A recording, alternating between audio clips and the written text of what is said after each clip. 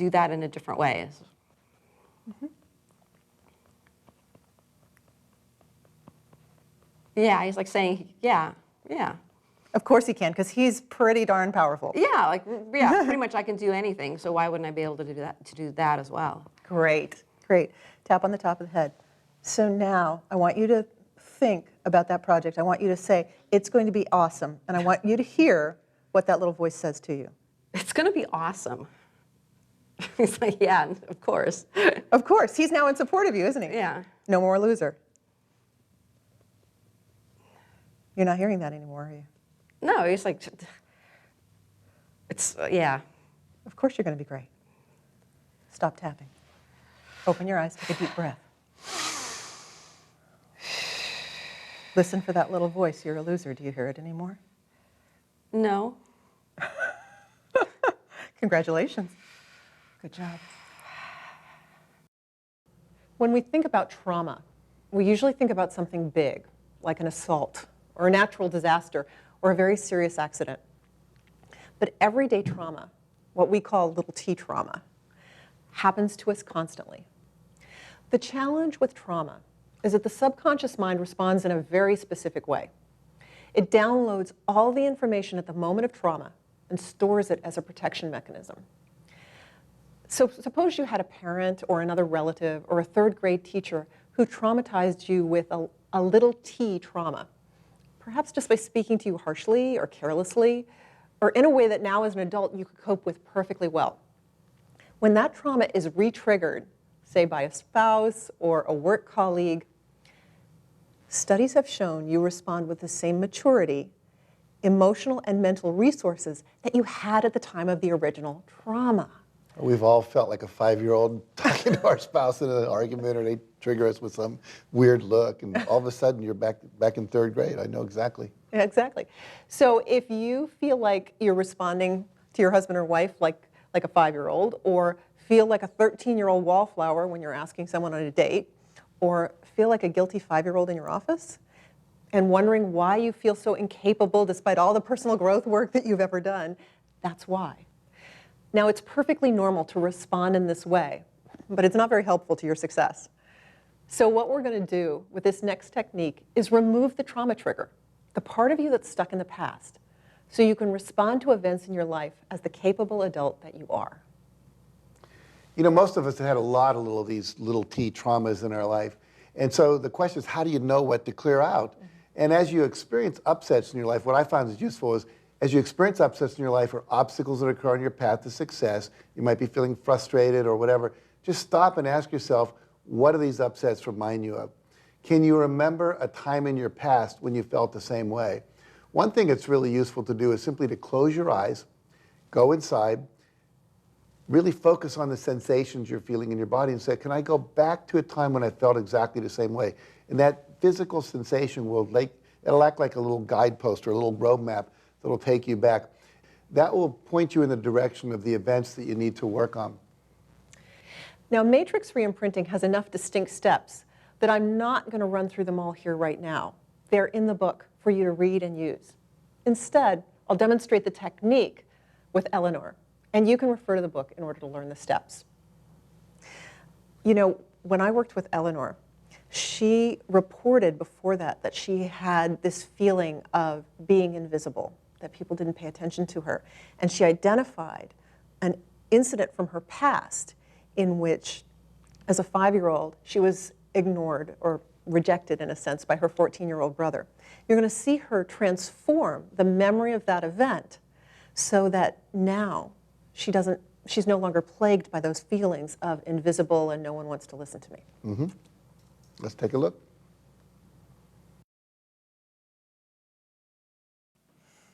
I want to do some matrix reimprinting with you on that incident that you described from your childhood with your older brother. Mm-hmm. And it's really interesting because when I was reading the questionnaire that I asked you to fill out for this, one of the things I noticed was that you said you feel unloved, you feel not valued. And then when you described that incident from your childhood, I saw a direct connection between that and those feelings that still come up for you now. Does that make Yes. sense? That resonate with you? So let's see whether taking care of that childhood incident has an effect on those feelings of being unlovable or unloved today. Does that make sense? Yes. Okay. So the thing I want you to do is just in a couple of sentences, set the scene for me. So go ahead and describe what happened briefly.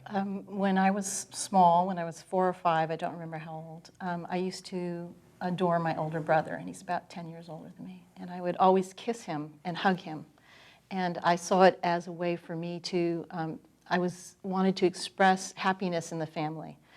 And when that summer he went away to hockey camp, and we went to go pick him up, and I went running up to hug him and kiss him and be my usual super loving and affectionate self, and he wouldn't let me do it because all his teenage hockey players were around, and he was embarrassed to have a little sibling pay attention to him. Sure, at 14, yeah. Yeah. Yeah. Understandable now, but not to the 4 or 5-year-old, right?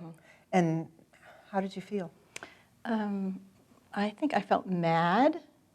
You know, how dare he not realize it was a good thing that I was appreciating him so much. And I can't remember, I felt not appreciated. Okay. Yeah. And how you feel about it now, even recognizing that it's not surprising for a 14-year-old, may be a little different than you felt at the time. So I actually want you to close your eyes and sort of sink in and think back to that memory and just see what kind of charge or emotion that brings up when you think about that.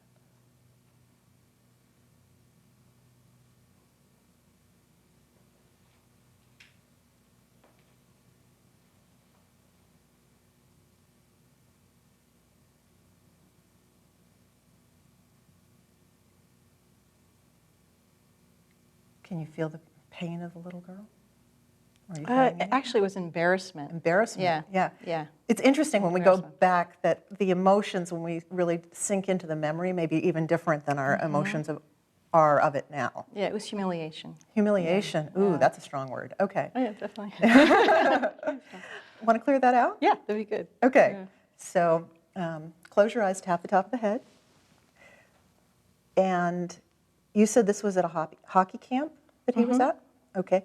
And where was it? Was this in a parking lot? Was this in a... Right at the rink. At the rink. They just finished playing a game, and they're all coming off the thing. I was super excited. He's like my hero because he's super talented. And, you know, everybody loved him. I loved him. Can you see the rink right there in front of you? Yeah, I can smell it. And are you in your, I'm just going to say 5-year-old for, are you in your 5-year-old body, or are you looking at yourself as a child? Oh, I actually wasn't either. I was kind of standing there just as me. Okay. But no, okay, I'm in my 5-year-old body. Okay, tap the eyebrow. And can you pull back out so that you're looking at yourself at that age? Yep. Okay, great. Tap the outside of the eye.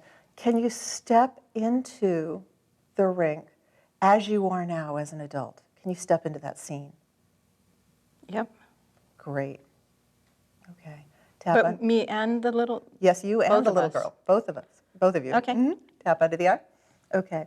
So now what I want you to do is, has this already occurred? Has she run up and hugged him, or has that yet to happen? No, she's getting ready. Okay. So why don't you go ahead and let her do that? And then... I think my mom actually pulled he made faces, and I think she's pulling my arm back and saying, well, no, maybe don't do that, or I don't know. Okay. So you're seeing the little girl do what? Being pulled back by her mom right now? Sure, yeah, I'm not really sure, but yeah. Okay. Tap under the nose. Some people visualize things differently. Sometimes we think our way through visualizations, and sometimes we actually see them. And it's okay either way. Neither one of those is right or wrong. Okay. Now, is the 5-year-old you, and were you called Eleanor at that time? Or? Boo-boo. Boo-boo. Okay. Tap the chin. So is Boo-boo now feeling that embarrassment and humiliation? Not yet. Is she mad? Not yet.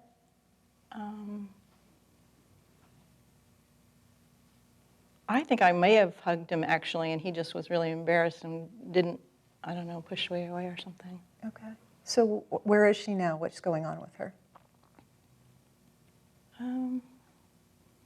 Just feel embarrassed, like I did the wrong, you know, I embarrassed him, and so I feel embarrassed, like I did it was inappropriate, you know, didn't do what he wanted me to do. Okay, I want you to separate yourself from the little girl, though. Okay. So is she feeling embarrassed and you're watching? You may also be feeling embarrassed for her. But can you separate yourself from her? Okay, great. So what's going on with her? Well, actually, this common thought I had as a child, like, this family is stupid, it's screwed up. How did I end up with this family? They're idiots. Okay, tap the collarbone. And what I want you to do is I want you to freeze the scene so that only Boo Boo and you can see each other and talk to each other. Everyone else is frozen in time. Can you do that? Great. So go over to her and tell her you know this really cool game and ask her if you can tap on her. Okay. What does she say? Is she okay with that? Yeah, she's a little distracted, but yeah. Tap under the arm. So go ahead and, in your mind, as you're tapping now on yourself, I want you to envision tapping on her, okay? Oh, she's ticklish. And, Let's tap on the top of the head then. Let's not get her too ticklish. And ask her how she's feeling.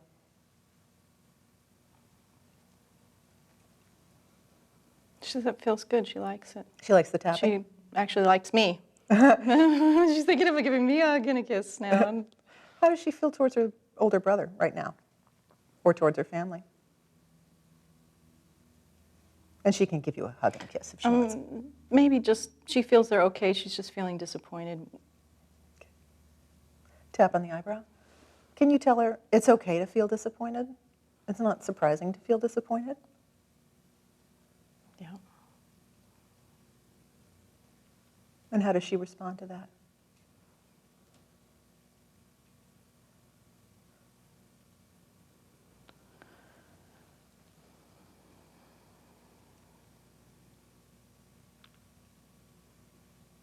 I don't know.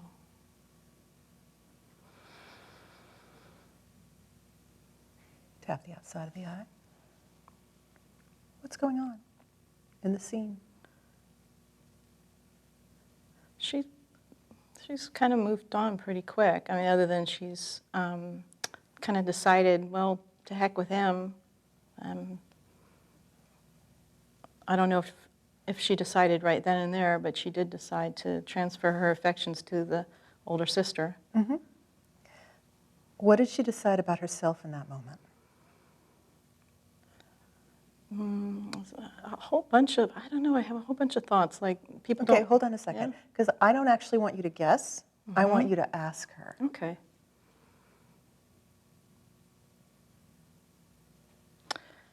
I'm too much. I'm not. I have too much life, energy, love.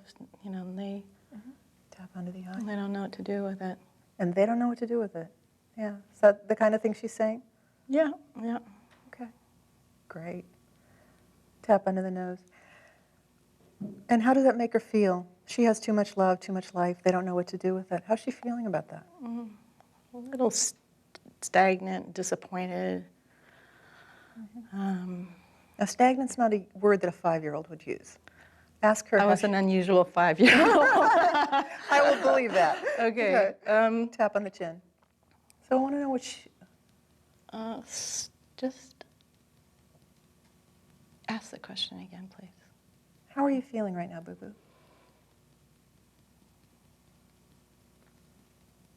I don't know what the words are. This mostly just disappointed, yeah. Disappointed because, you know, he's having fun with the game. I'm expressing furthering of the excitement of everybody cheering for the game. And I don't have any way to express the enjoyment of it, the fun, the appreciation and happiness about it. And so I'm not significant. The way I'm doing it's not right. Now you've got it. Now you're tuned in, aren't you? Yeah. Yeah, tap the collarbone. Good job. Good job. So what do you know, Eleanor, now, as an adult, that you can share with Boo Boo to help her? Do you have something that can help her?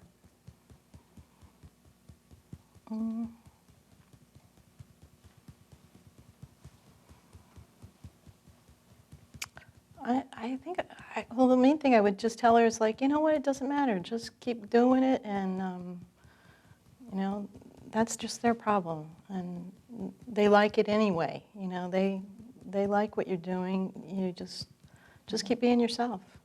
Because actually her 14-year-old brother would probably like it if he weren't surrounded by his hockey friends, right? Yes. Okay. Yeah. She can do whatever she wants in this moment. So I want you to, in the rink, I want you to imagine reaching in your back pocket and pulling out a magic wand and give it to her. She really likes that. She likes the magic wand, doesn't she? Yeah, like she's starting to point it at a lot of things. Just bing, bing, bing, bing. Tap under the arm and ask her if she'd like it if her brother hugged and kissed her back like he always likes to when he's not surrounded by his hockey buddies. Does she want that?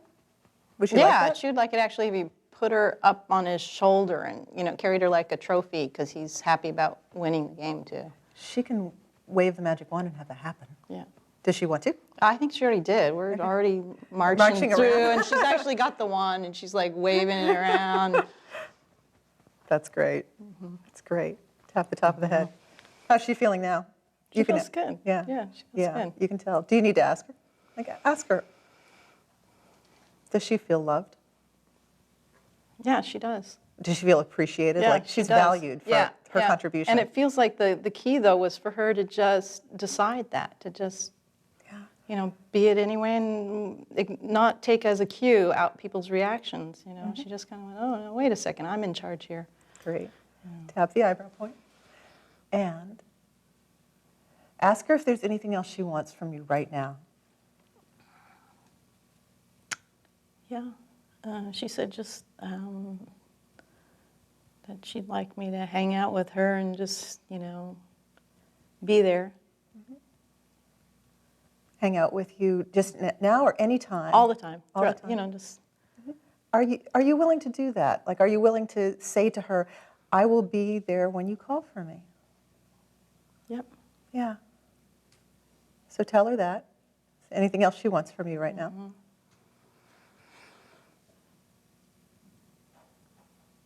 Yeah, she just wants me to remind her to just be herself and not worry about that, you know,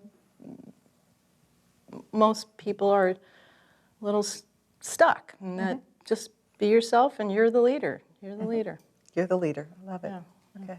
Tap under the eye. So now what I want you to do is I want you to imagine beginning to make the journey back. You were decades in the past, and now you're coming back. Don't come all the way. Come to a point where you're in the field, in the matrix, where everything is energy and you are outside of time. Can you imagine that? Tap under the nose. And now I want you to imagine who you would be today if that had happened. If a woman had shown up and given you a magic wand, and your brother had lifted you on his shoulders and taken you around the rink, celebrating the win. Can you see that? I want you to take that picture of Boo Boo, of you, on his shoulders, marching victorious around the rink. I want you to take that in as an image through the top of your head and let it come down through every cell of your body. Tap on the chin. And then I want you to take a deep breath, and I want you to exhale that image out through your heart into the world around you, becoming your new reality.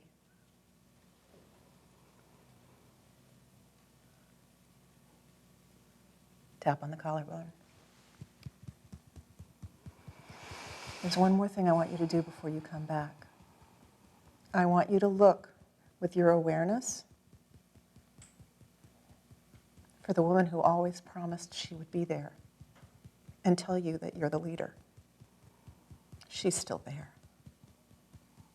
Can you feel her? Does she have anything to say to you right now?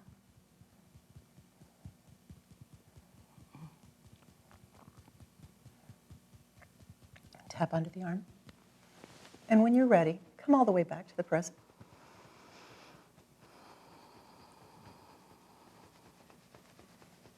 Take a deep breath.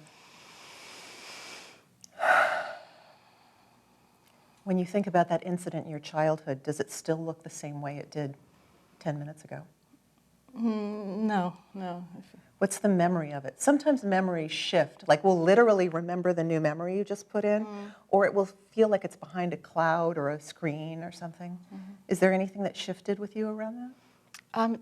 I think I'm on his shoulder, and everybody's celebrating. So you see the new memory now? Yeah. Yeah. And when you think about whether you're lovable or whether you're important, how does it feel? Has it changed? Yeah, and mostly what I'm aware of now is that everybody's been loving me all along, and it wasn't me being able to receive it because it was all my thoughts about it not Yeah, being so there. it feels like, there's plenty of love. Well, there. Yeah.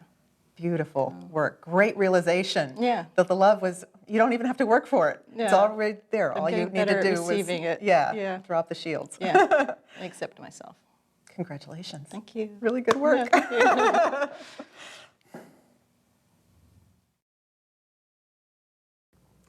Sometimes we can be more aware of sensation in our bodies than we are clear in our thoughts. And when you're focusing on some issue or event that gives you a certain bodily sensation, we can actually use tapping to clear the sensation and often the issue without necessarily even knowing what the thoughts are behind it. That will disappear as well. This is great for people who tend to be more kinesthetic, who are more oriented to feelings than to words or visual images. One of the important things to remember about sensation tapping is, like any other tapping technique, you're not trying to change or force the sensation. You're just observing it and letting it change on its own. Sometimes sensations will move to other parts of your body, they'll shift around, or they'll change as you tap. So we'll just follow the sensation and keep tapping on whatever is still present. You're going to see us do this now with Dina. Dina came with a particular fear that she experienced in her body as a sensation. Dina said she's very kinesthetic. She often uses feelings and she has sensations in her body. So sensation tapping is perfect for her. What you'll see in this demo is very interesting. It didn't turn out the way either one of us expected it to. We were both looking, I think, for the sensation to diminish or evaporate, and instead it transformed so that she had power in the situation. But anyway, let's watch. Okay, good. Dina, you were telling me that you were watching the other volunteers that we've been working with and tapping along with them, even though your issues aren't exactly the same as theirs. And what have you been experiencing? Well, it surprised me, actually, because I was more just a little nervous for my turn, so I wanted to kind of get my practice in. But while I was tapping along, even though it wasn't my issue, I was really getting into what they were experiencing, and I was experiencing relief and release as well. So I think it's highly effective to tap along, even if it's not, an issue that you're experiencing. Excellent. I'm glad you're having that experience. Yeah, me too. Thank you. So now let's work with you on your issue of sensation tapping. What I want to do with sensation tapping is we're going to drop into the body. Often with tapping, it's fairly intellectual, it's verbal, and we're dealing with our words and our thoughts. And in sensation tapping, we want to get in touch with whatever feeling might be in a body around a thought or an emotion that we have. So you had a particular fear. You want to give me just a sentence or two about your fear? Sure. I'm starting my own business. I've got a book coming out, and I'm launching a coaching business, and I've been working part-time to pay the bills. And at the end of this year, in just 6 weeks, I'm going to be quitting that job, and I feel like I'm cutting that cord of my safety net. And my gut is telling me all signs point to yes, but still I feel this paralyzing fear that I'd really like to let go of. Okay. Yeah. Okay. So go ahead and why don't you close your eyes and just drop into your body and go ahead and feel that fear. You're cutting that cord, your safety net. In just a few weeks, no more part-time job. Is there a place in your body that you experience that fear? Yeah, actually, it's like right underneath where my heart is, right here. Okay. And on a scale of 0 to 10, how strong is that? At least it's like an 8. Okay. So go ahead and start tapping the top of the head. You can keep your eyes closed if you want. Okay. Because I want you to continue to focus on your body. And we're going to work on this fear just from that feeling of sensation.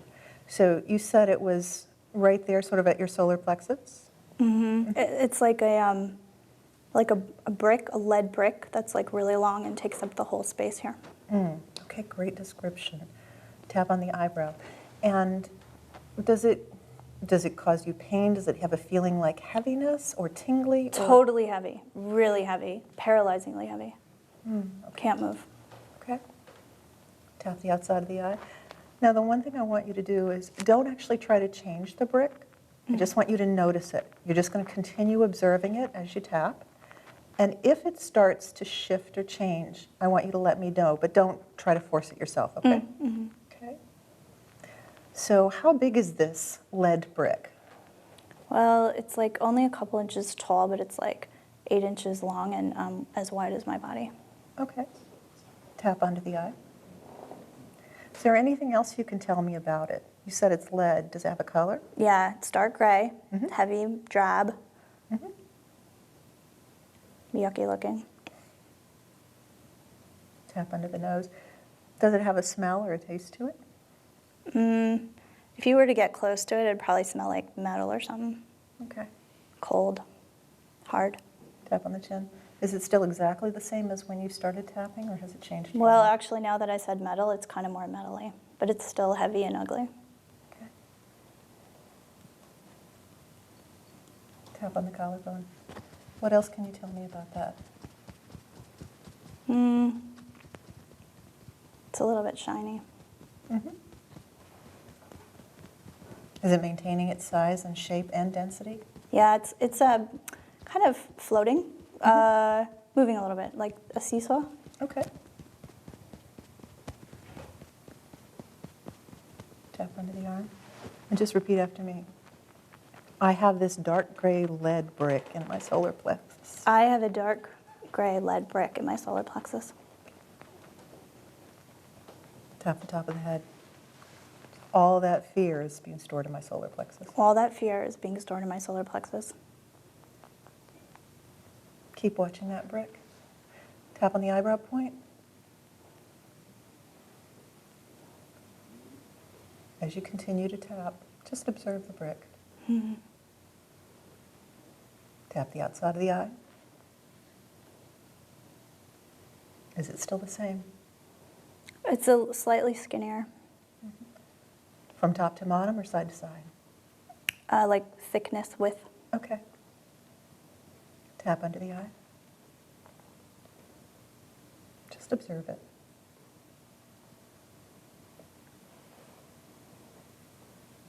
Is it staying the same or changing still? It's moving quite a bit. Okay. It's still the same size. It seems to maybe not have lost its lightness, but there's something around it that's able to move it, Okay. which I didn't know about that it could move before. Okay. Tap under the nose. Is it moving as though it's controlled by something or like it's floating on water? Like there's a force in there that can get rid of it if the force gets strong enough. Okay. Tap on the chin. What else? It's wobbly. It's not as before. It felt like heavy, stable, immobile, and now it's like uncertain. It's wobbly in there. Still kind of big and stuff, but wobbly. Okay. Tap on the collarbone. What else can you tell me about that? It's the same. Okay.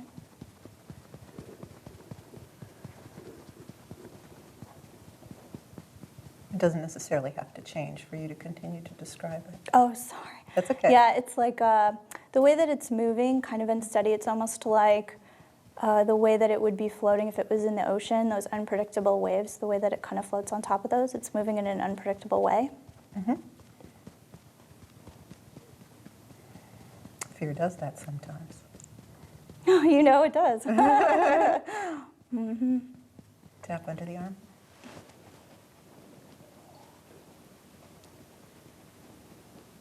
Is it still moving? More? Less? More. More? More wobbly, more, you realize even though it's heavy, it's not as serious as you think it is. What do you mean by that? Well, I mean, even though how heavy it is, you know, because if you were to throw a piece of real heavy metal in the ocean would still have its way with it. So it doesn't really matter how big it is if the force around it can, you know, just kind of get rid of it or play with it how it likes to. Are you really aware of the force around it now? Yeah. Yeah? Oh, yeah. What's that force like? Well, it's very moving, and it's way stronger than the metal. It's fluid, though. It's not stiff like the metal. Top of the head. Is there a color to that force? Not yet. Okay. Would you describe it as energy or force? Or? Yeah, it's like the energy. The best way I can say it is like how the ocean waves are. Totally powerful, but still it's only just water, but even so, it's very powerful. Tap the eyebrow. And what's happening with that lead bar now? Okay. Well, it flipped over. That was new. So it flipped over so that oceany force is playing with it almost. Yeah. Tap the outside of the eye. Does it feel as heavy to you? No. Oh my gosh, it's so not very heavy at all. It's almost like hilarious how heavy I thought it was. Tap under the eye. Does it feel like it's got the same, it felt almost ominous before, like it had a power over Yeah, you. I kind of forgot, but yeah, it did. And now it doesn't seem to have that. It's almost like you're laughing at it. Oh yeah. Yeah, it's kind of like cute how strong I thought it was or something. Tap under the nose. Anything else about it? Is it still the same size and shape though? Yeah, but the force around it's gotten like totally way bigger, so it seems smaller in comparison. Okay. Tap on the chin. Anything else about the scene for now? No, just that it's getting smaller in the perspective, and the force is, you know, is quite obviously very bigger, Okay. very much bigger. Stop tapping. Take a deep breath. Now, when you look at that fear, how does your fear look now? You know, I got so caught up in that object, I forgot that it really was the fear. But I really, you know, it feels like there is a force inside of me that's way stronger than that. And it doesn't have to, you know, as long as I keep that growing and strengthening and in motion, the weight of that fear is nothing compared to the, you know, the strength around it. Great, great. You can do a lot of different things with a fear. You can use any of the different tapping techniques on it to play with it. It might end up shrinking of its own accord, or it might be that, again, you go through a day and you look for the fear and you can't find it. It's disappeared into the ocean of the force. I don't know if that will happen or not. It's something to continue to play with, but already you can feel the level of fear in you feels completely different. Yeah. It's like I'm no longer a victim of my fear. Yeah. It's like I felt like I was underneath it before. It was this overpowering force, and now I'm kind of looking down and I have that perspective of it being much smaller. Oh, great. Yeah. Beautiful. Beautiful. I was going to say that energy is your high self. So when you're looking down on it, that makes total sense. That is your essence, which is much bigger than any fear that can ever stop you. Good job. Yeah, thanks. Thank you. Thanks so much. Firm stand tapping is great for clearing out the resistance to an affirmation. It looks a little like an argument. And we're going to alternate our affirmation with all of the reasons why we can't achieve that or it doesn't feel true. You may need to do a number of rounds of tapping before the affirmation feels 100% true. Here's a hint. Use a choice statement for your affirmation because it's easier to have that feel true. You can always choose a certain thing in the given moment. So, for example, rather than saying, I am this way, you can say, I choose to be this way. You don't want to speak very quickly as you're doing this technique because you're looking for the feeling of the affirmation and then the feeling of the objection to the affirmation. So don't just say the words, feel how true they feel to you. Firm stand tapping is a great technique for discovering all the different aspects of an issue. As you speak the affirmation and new objections occur to you, you can even jot them down. So at the end, you can make sure they've all been taken care of. You can even switch to another tapping method if you find an objection that you'd like to work on with a different method. We're going to demonstrate this now with Bob. First, you'll see that we did firm stand tapping with him. What he thought was his issue was not truly his issue. And that came out during the firm stand tapping. So we stopped the firm stand and we went into an SOS tapping routine to clear the challenges to him moving ahead in creating his new business. Now, Bob is a beautiful man. He's a very wonderful physician who's now creating a job as a speaker to help other doctors live their lives more powerfully. And he is very low key, but you'll notice that he's got a lot of strong emotion stopping him from moving forward. And then it all transforms into ease and to emotions that he'd much rather feel. So let's watch. Bob, I want to work on that question that you had using the firm stand tapping technique. So would you give me that question again, and then we can sort of take it apart and put it into the tapping? Sure. So the question that I'm trying to work through is, how do I most effectively share my message with the people that I'm trying to reach so that they can experience the transformation that I'm trying to help them with? Great, great. And you're a physician and a speaker. And here's the thing. Because we talked, and I know that you actually have a fear around this, I'm going to suggest that it's not a question, that it's actually a statement that we like to phrase as a question. So we like to say something like, how could I ever do this? Or how can I effectively communicate? When in fact the fear is, I can't effectively communicate. You may have a question as well. You know, intellectually you're working on the question, but the fear is that I can't do it. Does that ring true for you? That feels right. Yeah. So on a scale of 0 to 10, when you really sink into the fear, because I know you've done a lot of work and intellectually you've got it up here. When you sink into the fear, how strong is it?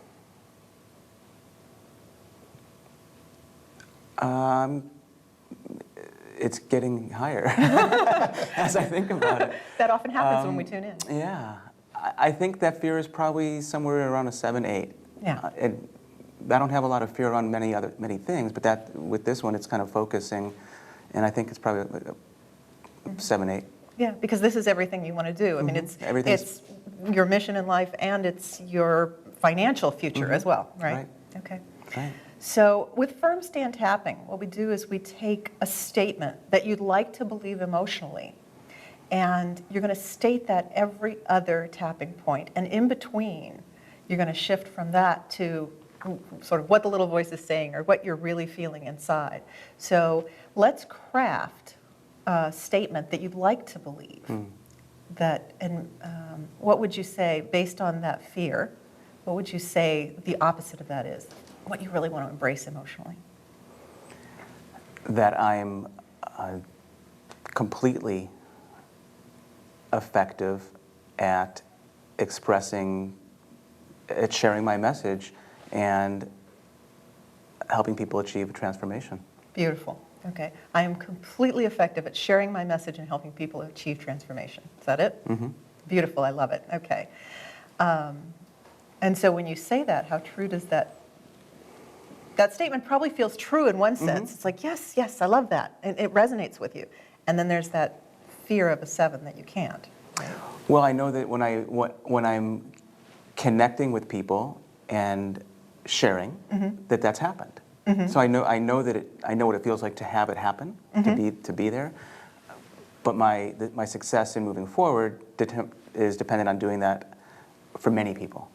So that's, and they're a group. I'm working with physicians and healthcare providers that I find sometimes tough to receive messages that are outside the box for them. Okay, so actually what I'm going to suggest is, this is great, and as we do the firm stand tapping, this will probably come up. This is one aspect of it. Part of it is, am I a completely effective communicator, or I'm not? And the other part is, and can they receive the message? Do you see those as two different aspects? Yes. Okay, Yes. so let's start the firm stand tapping, and we may run through multiple aspects of this, all right? Okay. So we start here, and you start by stating that beautiful affirmation, I am a completely effective communicator. I am a completely effective communicator, Finish it. and I'm a completely effective communicator, sharing my message and helping people experience a transformation. Great. Tap the eyebrow. Now, what's in the way? What's not true with regard to that statement? That I am not able to effectively communicate my message. Okay. Tap the outside of the eye. State the affirmation again. I am a completely effective communicator at sharing my message. Great. Tap under the eye. Okay. And what's in the way of that? What fear or doubt comes up when you say that? It may be that that's baloney, or it may be, or I have doubts, or what actually comes up for you?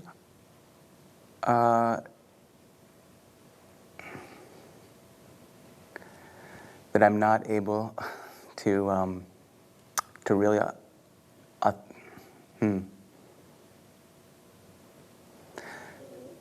that I'm not able to articulate. I'm not able to share. That I'm not able to reach the people that I'm trying to reach. Okay, good. Tap under the nose. I am a completely effective. Go ahead. I'm completely effective at communicating my message and helping people experience a transformation. Beautiful. On the chin. Okay. What's the doubt?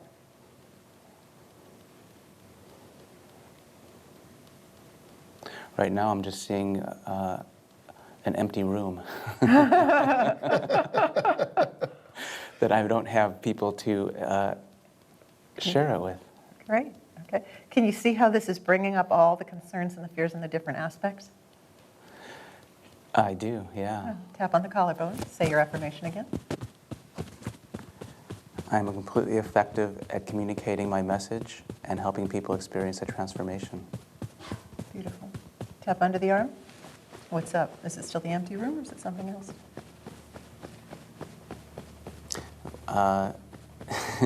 Now I was envisioning myself on the phone speaking to an empty line. Tap the top of the head. Say your affirmation again. I am completely effective at communicating my message and helping people experience a transformation. Tap the eyebrow. What comes up?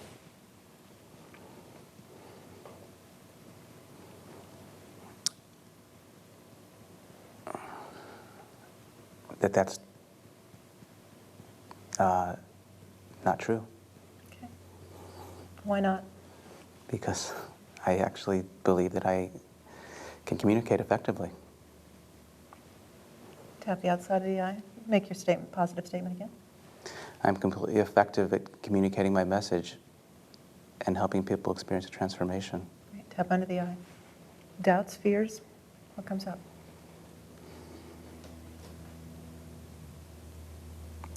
I'm still coming back to that. That there aren't enough people present to actually hear the message. Okay, great.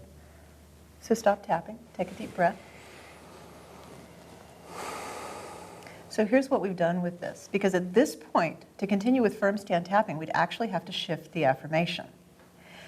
Your affirmation was, I'm a completely effective communicator, which was one fear that you had. Now, I'm going to actually suggest that that fear has diminished or gone away, that you can communicate your message. But three other things have come up in its place. One is, I can't